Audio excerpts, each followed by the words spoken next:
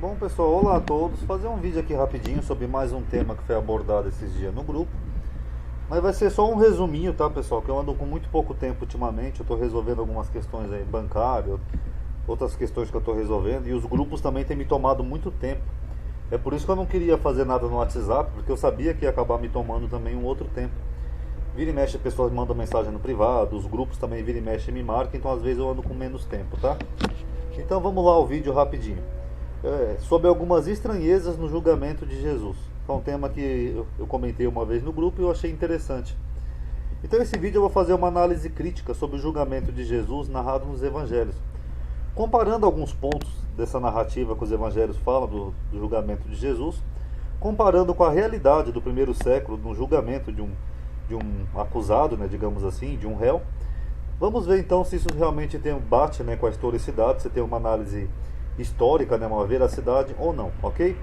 Aqui eu peguei o texto de Mateus, correto? E Mateus fala aqui do julgamento de Jesus. Eu coloquei um númerozinho aqui ao lado de cada frase em vermelho que eu grifei, que são alguns pontos só que eu vou abordar aqui para reflexão, ok? Vamos lá. Primeiro, quem que era o sumo sacerdote da época? Aqui, segundo Mateus, está escrito assim, ó. E os que o prenderam, a Jesus, o conduziram à casa do sumo sacerdote Caifás. Correto? O judaísmo diz, e as suas fontes atestam, que nunca houve um sumo sacerdote chamado Caifás, mas o sumo sacerdote seria outro. Tanto que o próprio livro de Atos confirma que Anás era o sumo sacerdote e Caifás seria só um dos sacerdotes da época, e não o sumo sacerdote. Então é estranho, porque aqui segundo Mateus o sumo sacerdote era Caifás. Aí, para não ser injusto, né, alguns cristãos dizem, né, que Caifás foi sacerdote por um ano. Outros dizem que ele era, aqui eu coloquei filho, perdão, ele era genro de Anás. Enfim, são as explicações que dizem que ele sucedeu o sacerdote Anás, que Anás era o primeiro sumo sacerdote, e depois ele foi sucedido por Caifás. Mas as fontes judaicas negam, elas falam que não tem nos registros lá judaicos um sumo sacerdote chamado Caifás. Então é o primeiro ponto, né, que contestaria essa questão histórica. Quem que era o sumo sacerdote da época? Segundo ponto, julgamento no Shabá. Segundo Mateus aqui, quando Jesus foi preso, foi na mesma noite após ele ter comido a ceia de Páscoa lá com seus apóstolos, ele foi para o Monte das Oliveiras e ele foi preso. Só que tem um detalhe. Primeiro que se fosse tomar ali como uma ceia de Páscoa, que eu já falei, os judeus já estariam no Shabá de Páscoa. É a festa dos pães ázimos. Os judeus não poderiam fazer nada. Ah, Ronaldo, mas ali foi um engano. Jesus fez uma ceia adiantada. Você já falou isso em outro vídeo, lembra? Porque não tinha como ele estar vivo e morto ao mesmo tempo. Correto. Então no outro dia ia começar o Shabá. Então seria uma sexta-feira. Só que tem um problema. Os judeus jamais fariam um julgamento no Shabá. O julgamento de Jesus se passa às vésperas do Pêssah, o que seria um dia de preparação. Ou seja, os judeus estariam se preparando, eliminando o fermento, jogando fora ou vendendo, etc. Fazendo essas coisas para se preparar para a Páscoa. Não um julgamento no Sinédrio, não teria como. O Sinédrio não se reuniria nesse dia e nem faria um julgamento, pois seria uma violação do sábado de festa, que é uma das festas mais sagradas, né, para o judaísmo, que é a Páscoa, o Pêssah. Então é estranho, né, que Jesus, primeiro que aqui você não sabe nem se era depois ou antes da Páscoa, porque foi depois da ceia, que segundo o Novo Testamento foi uma ceia de Páscoa, então seria já na Páscoa. Ou se foi na véspera de Páscoa, porque Jesus foi tirado da cruz antes de começar a Páscoa. Então é difícil até situar quando que deu o julgamento dele, mas de qualquer forma não haveria um julgamento, uma reunião do Sinédrio no Shabá.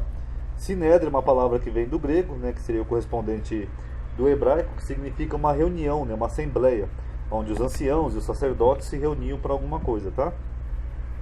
E o julgamento no mesmo dia? Um julgamento pelo Sanhedrin, o Sinédrio, durava 40 dias segundo a lei. É isso que diz a história secular e as fontes judaicas.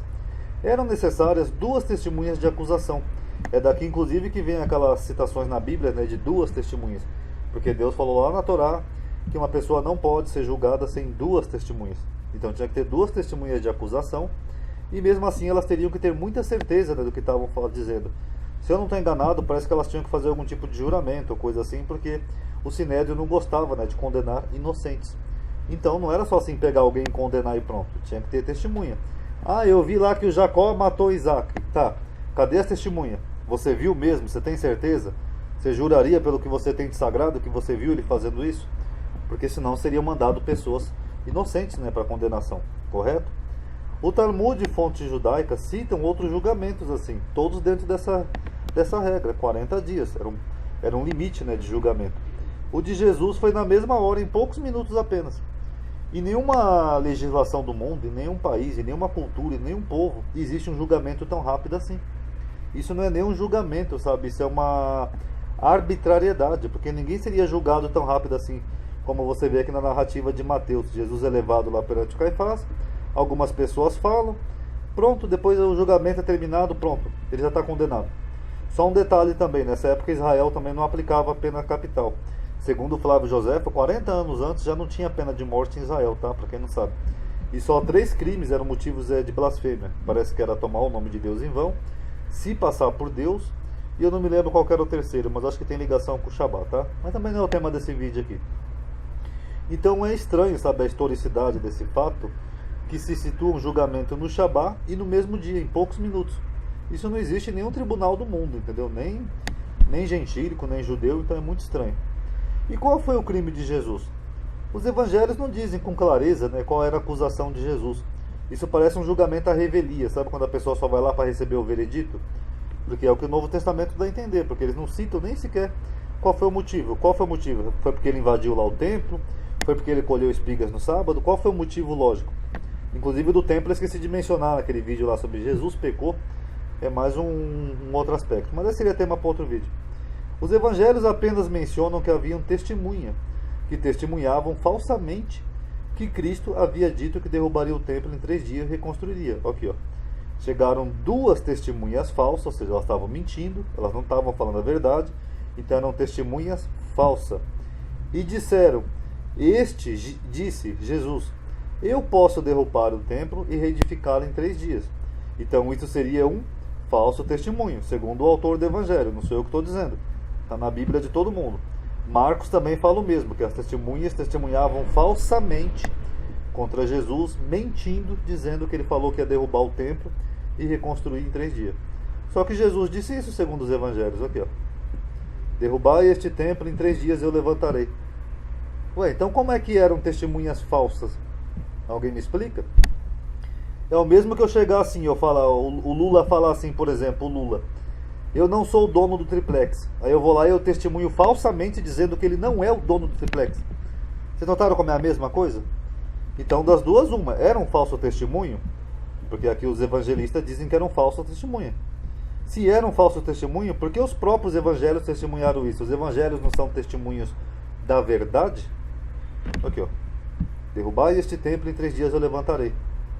Como é que fica?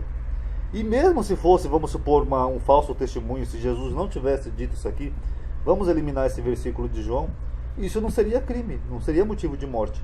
No máximo, os judeus iriam achar que Jesus era um louco, ou um falso profeta, como tantos que haviam no primeiro século, e falar, vai embora, filho, vai para casa, vai lá, vai reconstruir o templo. Não seria um motivo de uma pena capital. Então, não tem muita lógica, entendeu? E por fim, o último ponto que eu vou abordar aqui nesse resuminho, é o condenado por blasfêmia. Porque segundo aqui no final, né, da citação aqui de Mateus, Caifás pergunta para Jesus se ele era o Cristo, né, o Messias, o ungido. Aí Jesus diz que sim, tu o disseste, ou segundo outros evangelistas, eu sou. E aí Caifás rasga suas vestes, né, tal, fica nervoso e fala, não precisamos de mais testemunha, vocês mesmos ouviram a sua blasfêmia, é réu de morte. Aí cuspiram no rosto, deram punhaladas, esbofetearam, etc. Tá? Esse seria então o crime dele de blasfêmia segundo o Novo Testamento. Só que aí tem um probleminha aqui também, entendeu? Os judeus, eles estão esperando o Messias deles há milênios, aproximadamente 6.000 anos já praticamente, arredondando. E quando vier o Messias deles, no máximo, os judeus vão querer ter certeza de que ele é o Messias, porque ser Messias não é pecado e não é crime pela Torá ser Messias. Muito pelo contrário, a Torá promete a vinda de um Messias. Então não teria lógica, por exemplo, se algum homem chegasse, como ali no caso de Jesus, e falasse, eu sou o Messias, ele ser preso por isso, sendo que a Torá prometeu o Messias. No máximo, os judeus iam querer ter certeza, falar se ele é o Messias, e se ele fosse cumprir as profecias messiânicas. Eles iam falar, não, vamos ver, você é o Messias? Como é que você vai reconstruir o templo? Como é que você vai trazer a paz? Como é que você vai trazer as ovelhas perdidas? Essas coisas. Não condenar por morte. Isso aqui não tem nexo, sabe? Chega a ser surreal. Um exemplo que eu posso citar aqui para vocês, o próprio Simão Bar Kokhba, né? Ele foi reconhecido como Messias pelo Rabino Akiva, e o Rabino Akiva não rasgou suas vestes, não esbofeteou ele, não condenou, não fez nada disso, muito pelo contrário. Ele ainda apoiou ele junto ao povo para fazer uma rebelião contra Roma. Falou, este é o Messias. Tanto que o nome dele foi mudado, né? O nome dele parece que era Yosef, aí ele adotou o nome de Bar Kokhba, que quer dizer filho da estrela. Então, não teria lógica, entendeu? Você vê, na história secular, você vê que um rabino reconheceu até um homem como Messias e não esbofeteou, não condenou, não fez nada.